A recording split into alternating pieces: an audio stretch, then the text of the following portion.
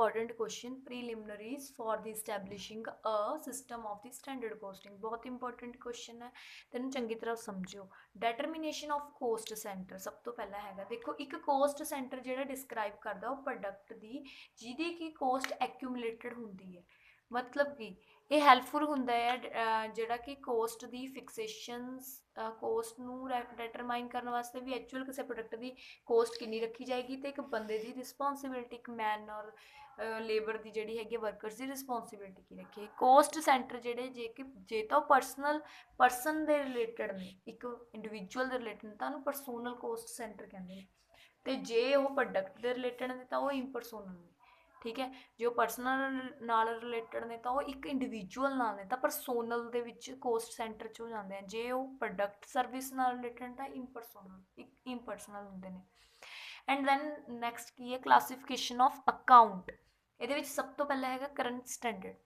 हुण it related to short time period and current condition and the normally for 1 year. ये देखो current standard किहड़े हुंदे हैं, short time period वास्ते हुंदे हैं ते करंट सिचुएशन वास्ते हुंदे ने। ये मोस्टली 1 ईयर वास्ते सैट करे हुंदे ने।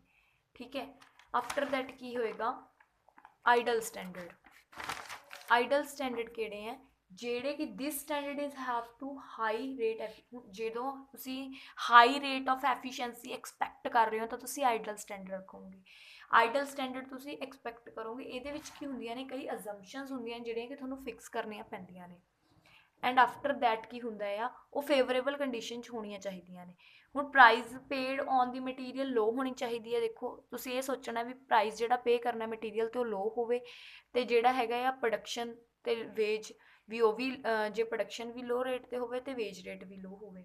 हुण एक्सपैक्टेड स्टैंडर्ड की होंदे, एक्सपैक्टेड स्टैंडर्ड की होंदे जिहड़े तुसीं टारगेट सैट करे हुए हैं फॉर दी अचीवमेंट। उहदे लई तुसीं ने की करना है, change are also taken while fixing expected standard. Change आउणगे, बहुत चेंज करने भी पैणगे, डिसीजन लैने पैणगे चेंज करने वास्ते जो तुसीं स्टैंडर्ड जिहड़े हैगे आ वो फिक्स करने हैं। एक्सपैक्टेड च तुसीं टारगेट रखिया होया तो तुसीं उहनूं अचीव करन दे लई बहुत सारियां पॉलिसीज अलग करने, प्राइस का लैवल अलग कर सकते हो तो बहुत सारे जिहड़े हैगे चेंजिस लेके आऊँगे।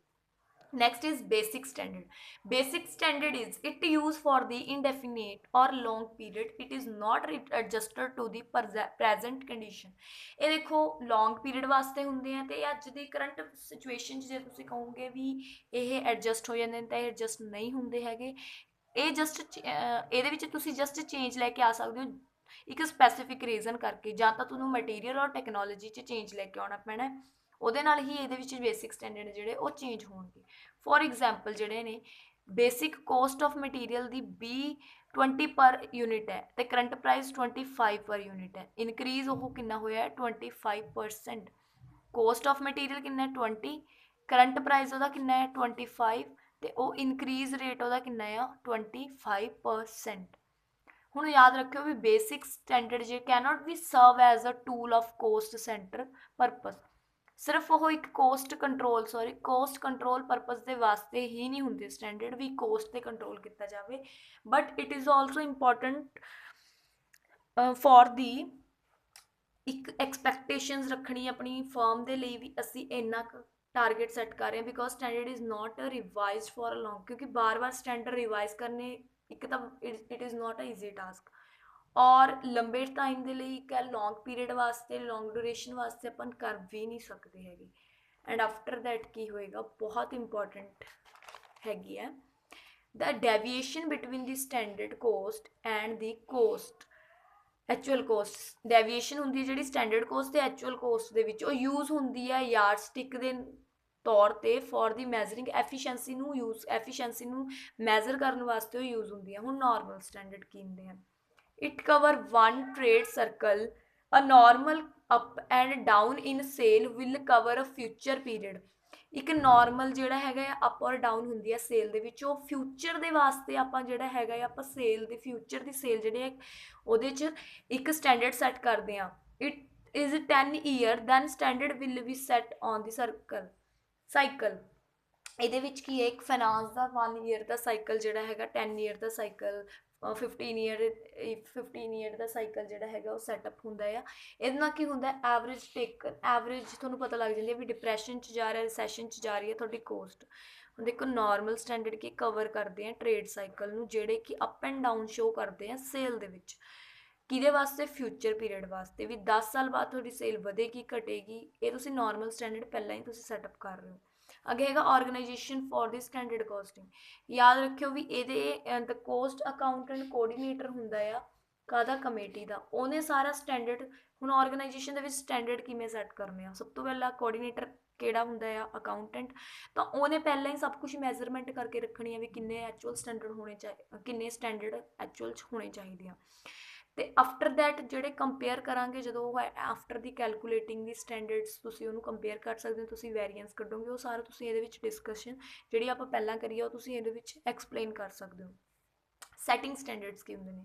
Setting standard the standard set for the direct material, direct labour and the overhead expense, ਜਿਹੜੇ ਆਰ ਫਿਕਸਡ, ਜਿਹਦੇ ਵਿੱਚ ਕਿ direct material, direct labour and overhead expense ਨੇ ਜਿਹੜੇ ਉਹ ਫਿਕਸਡ ਹੁੰਦੇ ਆ। ਉਹ ਸੈਟਿੰਗ ਮਤਲਬ ਸਟੈਂਡਰਡ ਸੈੱਟ ਕਰ ਰਹੇ ਹੋ ਤੁਸੀਂ ਇੱਕ ਤਰ੍ਹਾਂ ਦੇ।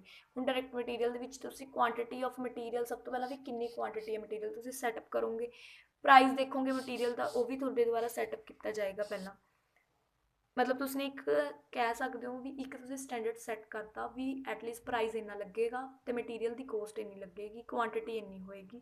Standard cost for the direct labour ਵਾਸਤੇ, ਹੁਣ ਜੇ ਸਟੈਂਡਰਡ ਟਾਈਮ ਤੁਸੀਂ ਲੇਬਰ ਦਾ ਟਾਈਮ ਦੇਖਿਆ ਵੀ ਉਹ 5 ਘੰਟੇ ਲਾ ਰਿਹਾ, ਤਾਂ 5 ਆਵਰਸ ਵਾਸਤੇ ਤੁਸੀਂ ਉਨੇ ਸਟੈਂਡਰਡ ਸੈੱਟ ਕਰਤੇ। ਲੇਬਰ ਰੇਟ ਸਟੈਂਡਰਡ ਮਤਲਬ ਕਿ ਓਨੀ ਹੀ ਤੁਸੀਂ ਉਹਨਾਂ ਦੀ ਵੇਜ ਰੇਟ ਰੱਖਤੀ। ਇਹ ਤੁਹਾਡੇ ਦੁਆਰਾ ਰੱਖੇ ਹੋਏ ਸਟੈਂਡਰਡਸ ਨੇ। ਆਫਟਰ ਦੈਟ ਐਕਚੁਅਲ ਹਜੇ ਨਹੀਂ ਹੋਏ, ਐਕਚੁਅਲ ਸਟੈਂਡਰਡ ਸਾਨੂੰ ਪਤਾ ਨਹੀਂ, ਉਹ ਆਫਟਰ ਕੈਲਕੂਲੇਟਿੰਗ ਤੋਂ ਬਾਅਦ ਪਤਾ ਲੱਗੇਗੀ। ਇਹ ਤੁਹਾਡੀ ਐਸਟੀਮੇਸ਼ਨ ਹੈ ਸਾਰੀ। ਉਸ ਤੋਂ ਬਾਅਦ ਕੀ ਹੈ? Standard for the cost overheads. Overheads ਦੇ ਵਿੱਚ ਕੀ ਹੁੰਦਾ ਆ? ਸਭ ਤੋਂ ਪਹਿਲਾਂ ਤੁਸੀਂ ਓਵਰਹੈਡ ਡੈਟਰਮਾਈਨ ਕਰੋਗੇ ਵੀ ਓਵਰਹੈਡਸ ਕਿੰਨੇ ਆ। ਉਹ ਤੋਂ ਬਾਅਦ ਕੀ ਕਰੋਗੇ? ਡੈਟਰਮੀਨੇਸ਼ਨ ਆਫ ਲੇਬਰ ਆਰ, ਮਤਲਬ ਕਿ ਕਿੰਨੀ ਲੇਬਰ